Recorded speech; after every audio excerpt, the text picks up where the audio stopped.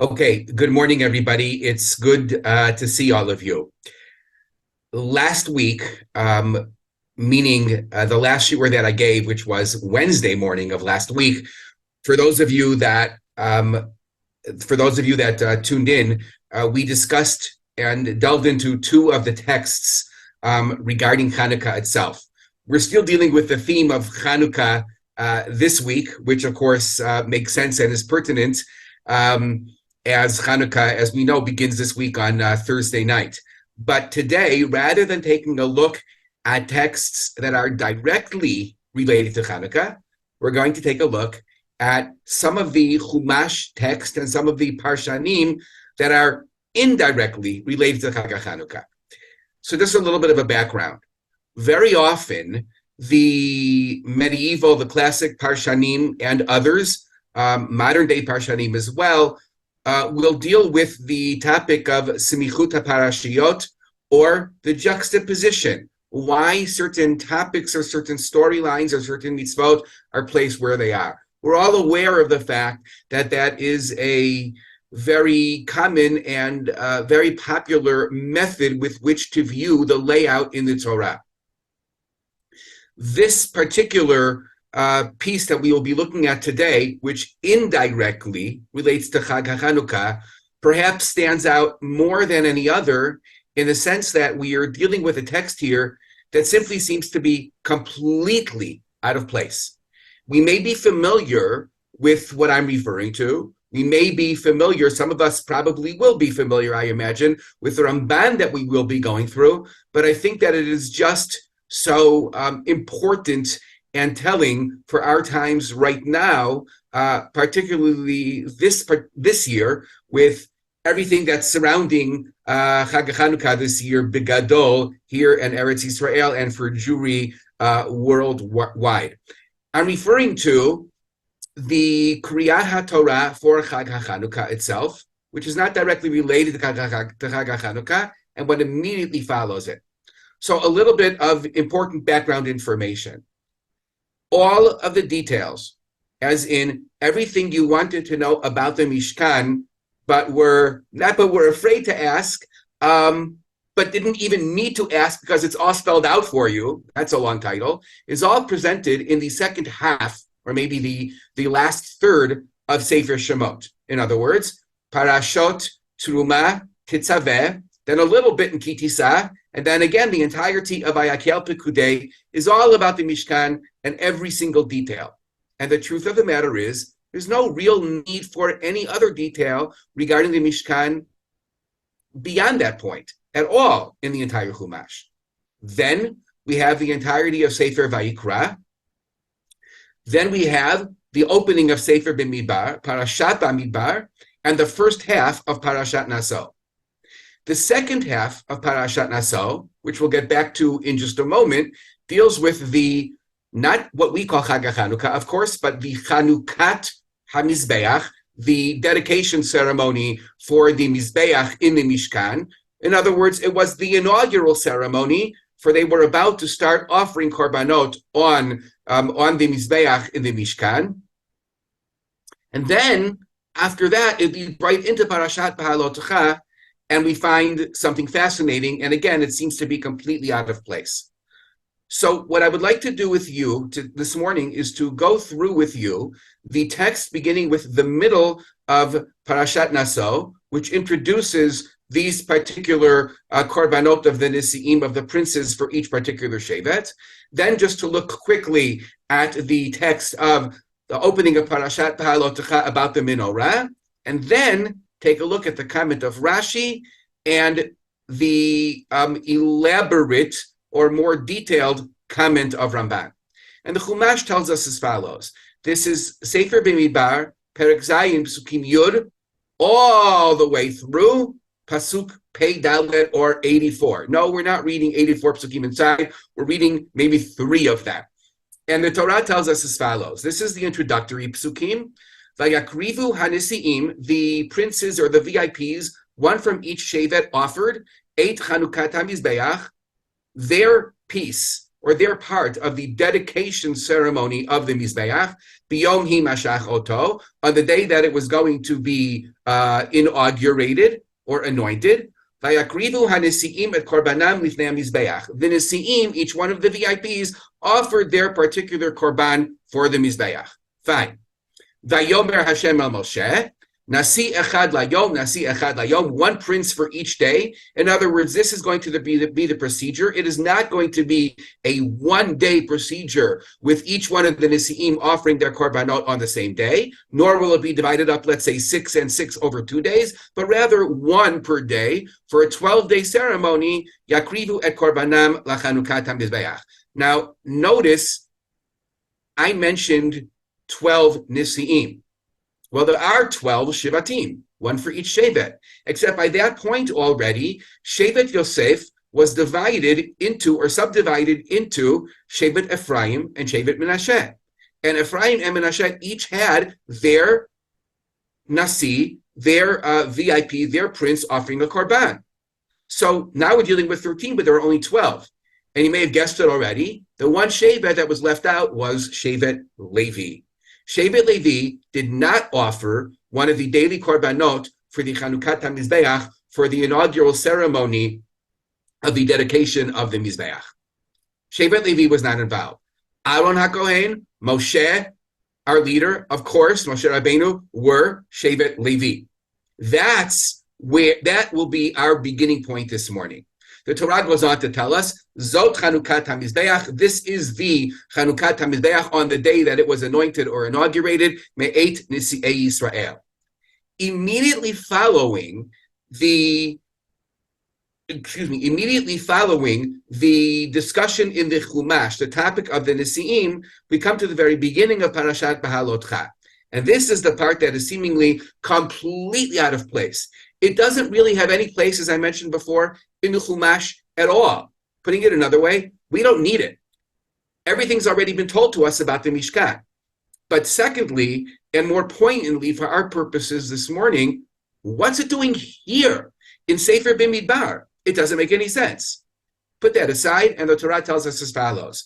Vayidaber Hashem el Moshe limor. Daber el Aharon va'amarta elav. You, Moshe, speak to Aaron and tell him, B'ha'alotecha et hanerot, when you light the nerot. Literally, that means when you bring up the nerot. And of course, it seems to be that on a level of pshat, or the simple level, the term ha'alot, to bring up or to raise the nerot, is used because flames themselves rise. Okay, or you cause the flames to rise up. But there are many beautiful midrashim here about that word b'ha'alotcha, as opposed to when you light. We're going to leave that for a different time. But when you light the nerot, El mul pnei ha-menorah, facing the menorah, ya'iru shivat ha-nerot. There are some nice midrashim, we're familiar with that too, that somehow miraculously the flames all turned inward from this direction facing the center one, from this direction facing the center one. We all know that without a nace, that is nigh unto impossible, because either they're standing, the wicks or the flames are erect, standing straight up, or they're blowing in one direction or the other, but they're certainly not opposing one another. That's not possible. B'derech nes it is possible. Again, we'll leave that aside for now. Vayas kein Aharon, so Aharon did so. El mul pnei ha-menorah he'ela neroteha. He raised, or he brought, or he kindled the nerot, exactly as he was told to do. Ka'asher tzivah Hashem et Moshe, like God had commanded Moshe. Good. The pasuk goes on to tell us, the next pasuk, V'zeh ma'aseh ha-menorah. This is the construction or the making of the menorah, miksha zahav, from gold, or one piece of gold, adirecha ad pircha mikshahi, in its entirety, from the stem of the menorah, including the beautiful decorative aspects of the menorah. Kamar asher Hashem et Moshe, kain asa et ha-menorah. Moshe Rabbeinu made the menorah exactly the way God had told him to. Again, we knew all of this already. And if I'm personally being redundant, it's intentional, because I'm simply stressing for you and for myself just exactly how redundant the Torah is being. None of this is necessary here. Keep in mind that it follows on the heels of the 12-day ceremony of the Chanukat HaMizbeach, from which Shevet Levi, and therefore by definition Aaron's shevet was omitted. So Rashi picks up on this, quoting a Midrash, Tanchuma, and Rashi tells us as follows. And again, you may be familiar with this already. Personally, I'm very familiar with this, and I think it's just worth constantly reviewing it, especially this time of year, every year, and particularly this year. What does Rashi tell us? Lama nismecha parashat hamenorah leparashat hanesiim. Not just why is this parashiyah, this small piece about Aaron's lighting the menorah mentioned at all, and not only why is it here in the beginning of the halacha, but more specifically, why does it follow on the heels of what immediately preceded it? What's that all about? Is there a connection to the Chanukah HaMizbeach, to the dedication ceremony of the Mizbeach? And Rashi, quoting the Midrash, tells us that indeed there is. Because here's what happened. When Aaron observed the dedication ceremony of the VIPs, guess what? Chalasha az da'ato. Literally, that means his mind became weak. In other words, he went into a state of depression. He felt dejected. Why? Shelo haya imahem b'Chanukah, because he was not involved with them in the dedication ceremony of the Mizbeach. Lohu v'lo shivto. Not him personally, and not his shevet. They were omitted. They were left out.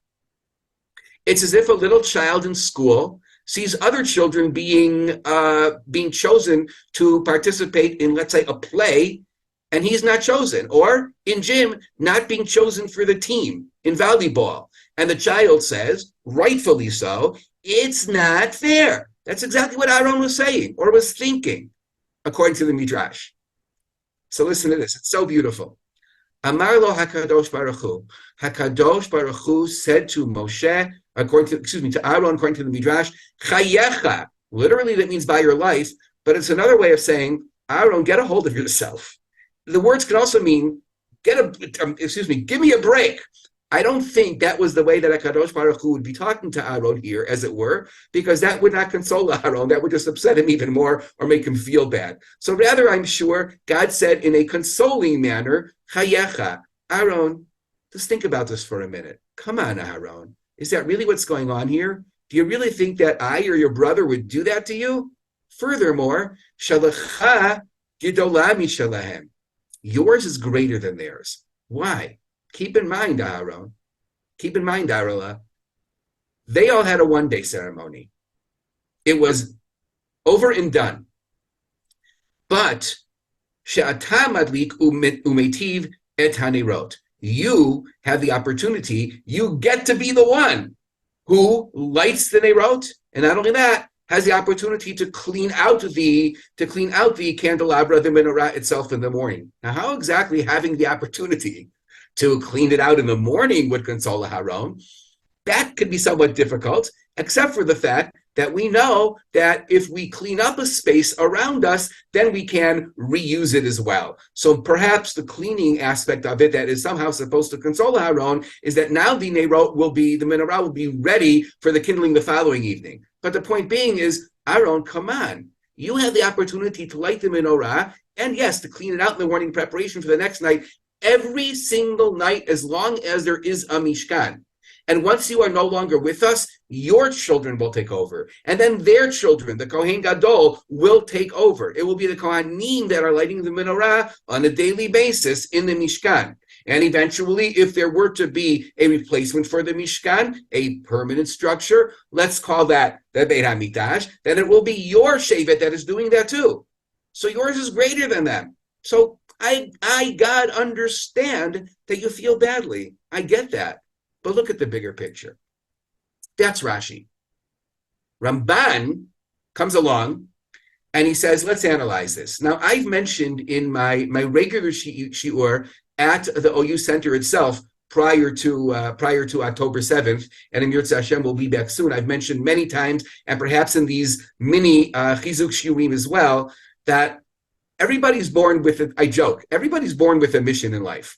Ramban was one of these unbelievably insightful individuals who, the moment that he entered this world, that he exited his mother's womb, He understood his purpose in life.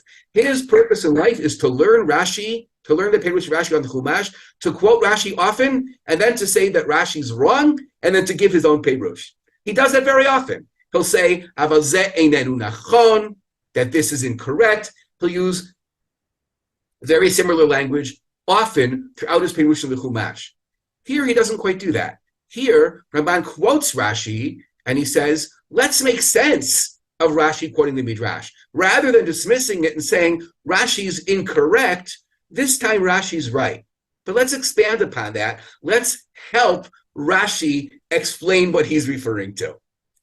And so this is what the Ramban says. Whether the Ramban meant that this is what Rashi intended or not, I don't know. But nevertheless, Ramban here raises a question, or a series of mini questions, and then he answers with a beautiful insight. And this will be what pertains to us today.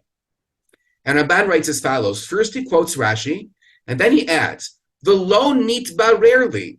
This whole thing about God making Aaron feel better because he gets to be the one, he's the one, and only he has the opportunity to light the menorah every evening and every morning, doesn't make any sense to me. It's not clear to me. Because after all, Lama nichamo b'hadakat hanerot? Why did God comfort Aaron specifically with the lighting of the nerot of the menorah? V'lo nichamo, and he didn't comfort him with something else, with another aspect that was only given to Shevet Levi, specifically to the Kohanim. For example, Ba'ketoret, with the incense that was also offered twice a day, Boker ve'erev, in the morning and in the evening. And what about Bechol HaKorbanot, the regular Korbanot? We all know that the regular Korbanot that were brought every single day throughout the year, the Korban Tamid twice a day, the special Korban Musaf on Shabbat and Rosh Chodesh and all of the Chagim, all of the Korbanot, generally speaking, with a few exceptions, were offered by Aharon and by the Kohanim, by Shevet Levi.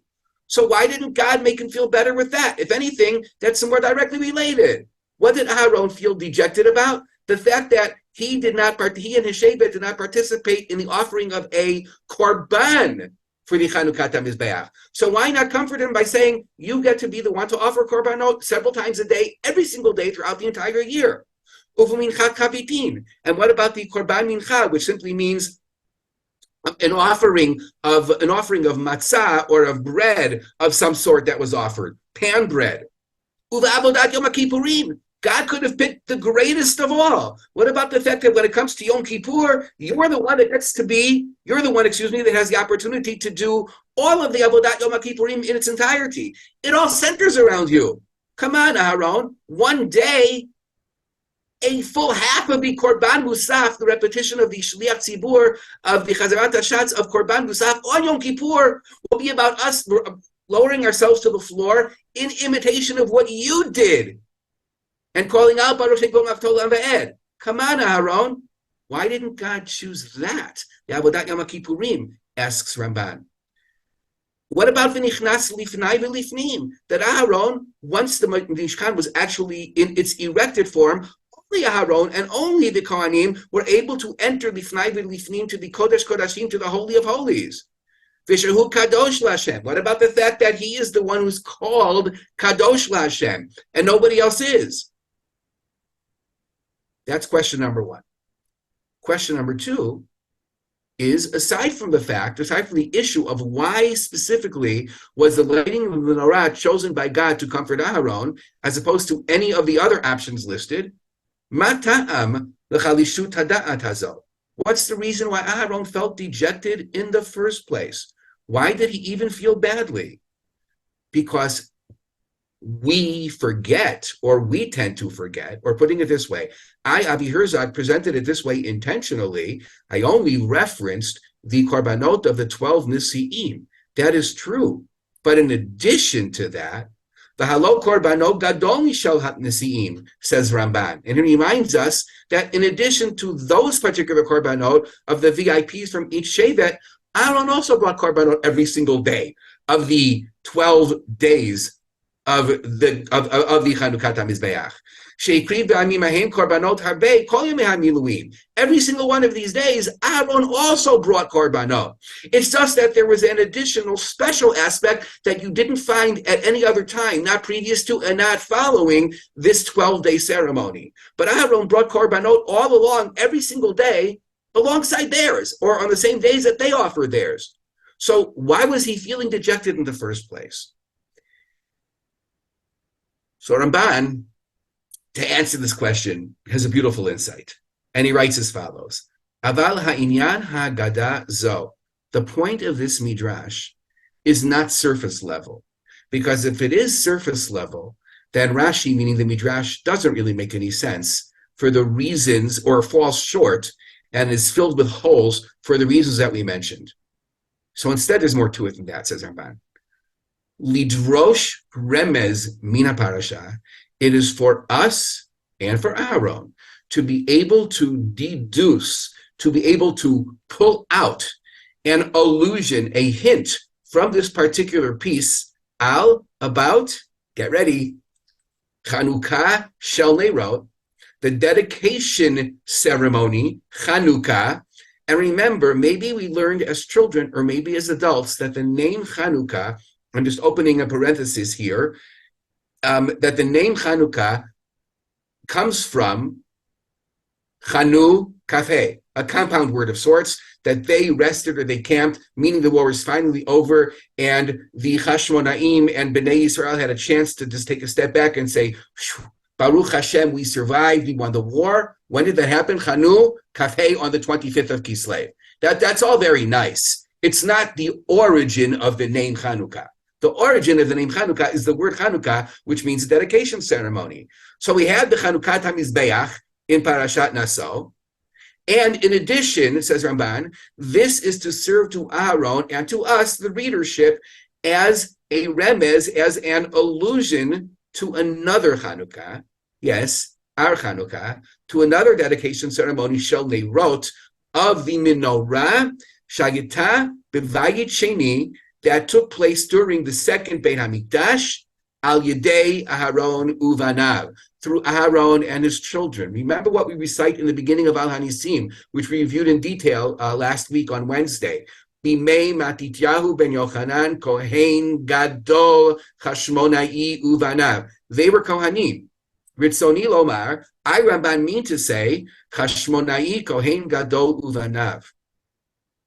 You will have the opportunity, Aaron, not just to light the menorah now. That might not make you feel so much better. But you will be the one who is at the fore when it comes to another Chanukah, when it comes to another dedication ceremony way off in the future, during not the first, but during the second Beit HaMikdash. And then Ramban goes on to say, Uvilashon hazeh mitzatiha b'migilat sitarim l'Rabbeinu Nisim. I found another source for this as well. Sheyizkir ha'agada hazo. He, Rabbeinu Nisim, Ran, quotes this particular midrash, v'amar, and he adds, Ra'iti ba'midrash, I saw in the midrash, yesh chanukah acheret, sheyesh b'hadlakat neirot. That what God, in effect, is saying to Aaron is, yes, I understand that you're dejected, but don't worry about it. There is, or there will be, again, in the distant future, way far off, another Chanukah, another dedication ceremony that will involve the lighting of the menorah. Meaning, of course, we know the story, that will involve being able to return to the Mikdash and once again lighting the menorah daily, like had been done prior to the Syrian Greeks, prior to the Yevanim taking over for a 3-year period.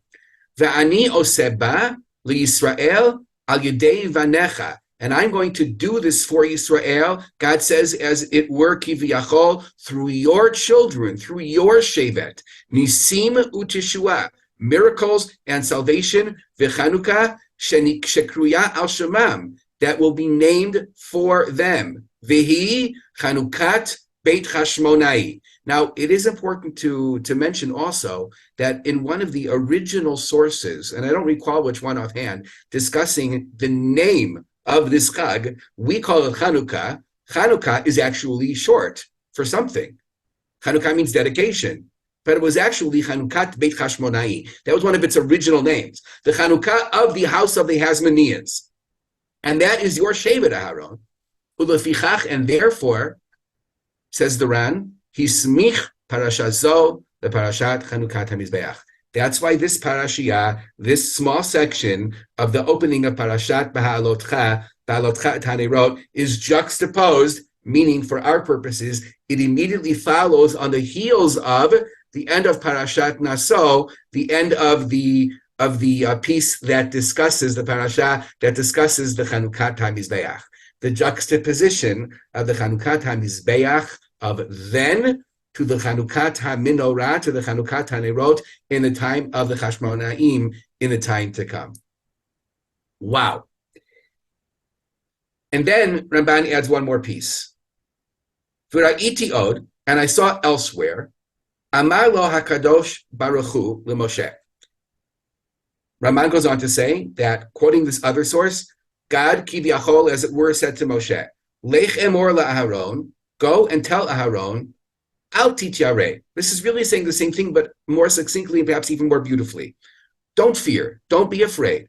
Ligdula mizot atamuchan. You are set aside by me for even greater gedula, for even a higher service. HaKorbanot, the general korbanot, calls man shebein hamikdash kayam heino hagim. They exist as long as the mikdash existed. And once there's no longer a mikdash, the korbanot will not be in play. Aval hanerot laolam elmul pnei hamenorah ya'iru shivat hanerot. The menorot will always play a role for us. They will always play a role for Am Yisrael. And then this particular source goes on to say, Davar yadua, there's a problem here, because it's known that factually this is not true. Shekeshe'ein Beit HaMikdash, when there is no Beit HaMikdash, like today, the korbanot b'telim, and the korbanot are no longer offered, they're no longer applicable. Af hanerot b'telot, so too are the nerot of the Mishkan, of the Mikdash. There is no daily offering of the 7 branched candelabra in the Mikdash when there is no Beit HaMikdash. That's no longer done either. So what in the world could these beautiful words mean? Aval continues, the source that Ramban is quoting here. Lo, this is in a sefer, by the way, called Yilamidenu. Literally, that means he will teach us. I am not familiar with the author of this particular source quoted by the Ramban, but he ends by saying, Aval lo ramzu ela l'neirot chanukat chashmonai. When the source is stating that the neirot will always be in existence, even beyond the existence, the very existence of the Mikdash itself, it is again an allusion to the neirot of the Chanukat HaChashmonai of the Hasmoneans. Shehino Heget, that will be applicable, that will be observed, Af la'achar ha'churban begalutenu, even after the Churban Habayit, even after the destruction, even when we are still in a state of galut, in a state of exile. And on some level, we still are today. Because Baruch Hashem, every single one of us tuning in this morning, I imagine all of us that are tuning in live in Eretz Yisrael. I'm only imagining that because it's 11 a.m. here, and anywhere else in the world it would be too early to be tuning in. Not everybody tuning into this, indeed, does live in Eretz Yisrael. Those that will be listening later on YouTube or in the OU archives, you aren't here in Eretz Yisrael. And still, approximately half of Jewry is not yet in Eretz Yisrael. And yet we have Chag HaNukah, and we have it every single day. That's the Ramban. Believe it or not, I only quoted about half for you. I omitted the other half because it gets a little bit lengthy. Let's think about that for a moment. God is consoling Aharon, and I believe consoling us by informing us that, yes, there were beautiful ceremonies. There was, once upon a time, another Chanukah, the inaugural Chanukah dedication ceremony of the original Mishkan. That came and went. It was a 12-day ceremony, and that it was over. But Aharon, you and your children will have the opportunity to preserve another aspect of the Mishkan, and that is the lighting of the menorah. And that through your children, and then eventually, not only through your direct descendants in the second Beit HaMikdash, who will restore the lighting of the menorah, but in commemoration of that, every single Jew will have the opportunity to kindle their own lights in their own home or by their own doorway to publicize to the entire world that look at us. We have survived. We survived the first Mishkan. That wasn't destroyed, so to speak, but we didn't really need it anymore because it was replaced with the Mikdash. We survived the destruction of the first Beit HaMikdash. We survived the destruction of the second Beit HaMikdash. We survived. We're still here. And when we light the Nerot Chanukah, it is a reminder to us that this indeed, and only by this means, is how HaKadosh Baruch Hu chose to console Aaron. That you should know that for all eternity, the Nerot will always be lit. For all eternity, we will be able to declare to the entire world, Ki ner mitzvah, quoting Sefer Mishlei of Shlomo HaMelech, Ki ner mitzvah v'torah or. Ner represents mitzvah, or represents Torah. We, Baruch Hashem, have the opportunity, all Jews worldwide, and will for all eternity, to continue to light that ner, to continue to shine the light of Torah to the entire world. That, I believe, is the message that HaKadosh Baruch Hu was sending to Aaron HaKohen at the time that he felt dejected. Does every single one of us feel somewhat dejected during this time of the war? Absolutely. It's completely appropriate. It's inappropriate not to. And obviously, those families, and perhaps it involves some of you that are listening at this shiur this morning, I do not know, but those families that are more directly involved, obviously, it will have a greater impact, and it will present itself with a real challenge of feeling dejected, of feeling down and out, and for so many, unfortunately, literally being in a state of avelut, of avel, of mourning. There's no question about that. And all of that is important, and all of that is necessary. At the same time, we have this promise, we have what to look forward to, that even today, thousands of years later, we are still lighting that same menorah that Kadosh Baruch Hu refers to in appeasing Aaron HaKohen. And in Yirtzeh Hashem, we will have that opportunity to do so, la netzach, to do so for all eternity.